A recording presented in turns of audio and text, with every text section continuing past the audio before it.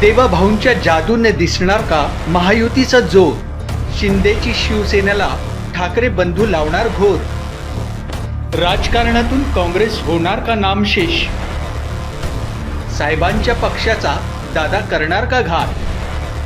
महापालिका निवडणुकीत कुणाची कुणावर मात? नेशन सिटी न्यूजच्या साथीनं बघा महापालिकेचा रणसंग्राम. राज्यातील महापालिकांमध्ये सत्ता यावी म्हणून महायुती दिवस रात्र काम करीत आहे. अशात मुख्यमंत्री देवेंद्र फडणवीस यांनी पायाला भिंगरी लावत सभांचा सपाटा लावला आहे. पण मुख्यमंत्र्यांवर सभा आणि प्रचाराचा ताण असल्याचं मंगळवार 6 जानेवारीला नागपुरात जाणवलं. नागपुरातील बोरगाव चौकात देवेंद्र फडणवीस यांनी सभेला संबोधित केलं. त्यावेळी त्यांच्या आवाजात किंचित जडपणा जाणवला. अशातच त्यांच्या मानेच्या आसपास त्यांना वातासारखा त्रास जाणवू लागला. त्यामुळे फडणवीसांनी काही सेकंदाचा पॉज घेत पाण्याचे 2 घोट घेतले आणि त्यानंतर त्यांनी सभेला संबोधित केलं.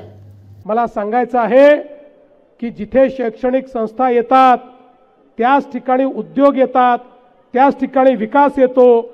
आणि म्हणून आपण प्रयत्नपूर्वक नागपूरला एम्स आणलं, IIM आणलं, IIIT आणलं, नॅशनल लॉ युनिव्हर्सिटी आणली, सिम्बियोसिस आणलं, नरसी मुंजी आणलं.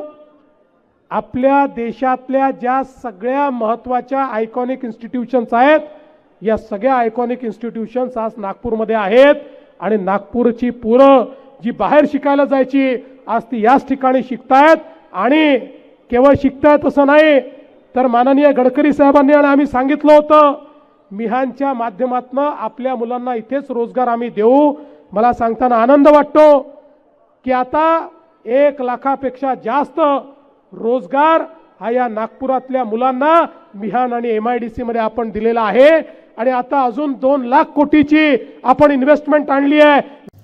नागपुरातील विकास कामांचा आलेख त्यांनी मांडला व नागपूरला शिक्षण रोजगाराचं हब बनवणार असल्याचं त्यांनी सांगितलं.